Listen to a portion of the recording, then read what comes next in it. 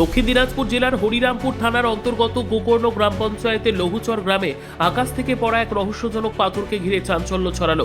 স্থানীয় সূত্রে জানা যায়, বৃহস্পতিবার গভীর রাতে হঠাৎই গ্রামের একটি মাঠে আকাশ থেকে একটি পাথরের মতো বস্তু পড়ে। স্থানীয় ভাষায় যাকে তারা খসা বলা হয়।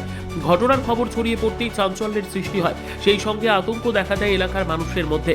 শুক্রবার সকাল 10:30 বাজতে পাথর ঘিরে গ্রামের উৎসুক মানুষের ভিড় জমে। খবর পেয়ে বেলা 11টা নাগাদ হরিরামপুর থানার পুলিশ ঘটনাস্থলে ছুটে আসেন এবং পাথর সদৃশ ওই বস্তুটি উদ্ধার করে থানায় নিয়ে আসেন।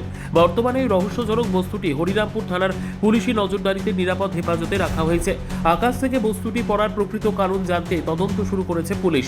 ঘটনাটি ঘিরে এলাকায় এখনও কৌতূহল ও উত্তেজনা বজায় রয়েছে।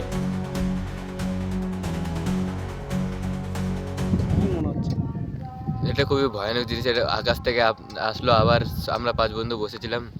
বসার পরে দেখলাম আসমান থেকে আপনি আসছে, ওটা এসে ওখানে পড়ে গেল। তারপরে ওখানে সকালে, রাত্রিবেলা তো যাইনি, রাত্রিবেলা পড়েছিল। সকালে গেছিলাম, ভয়ে যাইনি রাত্রিবেলায়। সকালে গেছিলাম, সকালে গিয়ে দেখলাম পাথরটাকে নিয়ে আসলাম বাড়িতে নিয়ে আসার পরে বাড়ি থেকে আবার নিয়ে চলে গেলাম। কোথায়? এই যে জমিতে পাওয়া গেছে, আমাদের এখানে জমি আছে, সেই জমিতে পাওয়া গেছে। কি হতে নিয়ে গেছে, এখন পুলিশ চেক করবে। তারপরে পুলিশ এসেছিল? জি, পুলিশ নিয়ে গেছে? হ্যাঁ নিয়ে গেছে সেটা। গ্রহাণু এবং ধূমকেতুর অংশ যা পৃথিবীর বায়ুমণ্ডলে প্রবেশ করার পর প্রচণ্ড ঘর্ষণ এবং গতিবেগের ফলে জ্বলে ওঠে এবং বেশিরভাগটাই পুড়ে ছাই হয়ে যায়।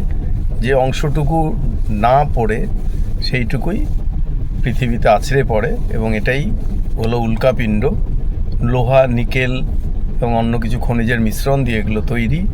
কাজে এই যে উল্কাপতন, এটা নিয়ে অনেক রকম কুসংস্কার মানুষের মধ্যে প্রবেশ করানোর চেষ্টা হয়। আমরা পশ্চিমবঙ্গ বিজ্ঞান মঞ্চ মনে করি যে এই ঘটনার পেছনে বিজ্ঞানসম্মত ব্যাখ্যা আছে কার্যকারণ। যুক্তি দিয়ে একে বিশ্লেষণ করা যায়। এই উল্কাপতন আসলে বিজ্ঞানসম্মত ঘটনা এবং প্রায়শই ঘটে থাকে।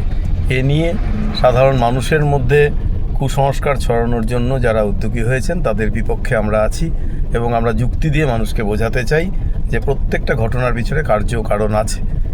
ব্যুরো রিপোর্ট, উত্তর বাংলা সংবাদ।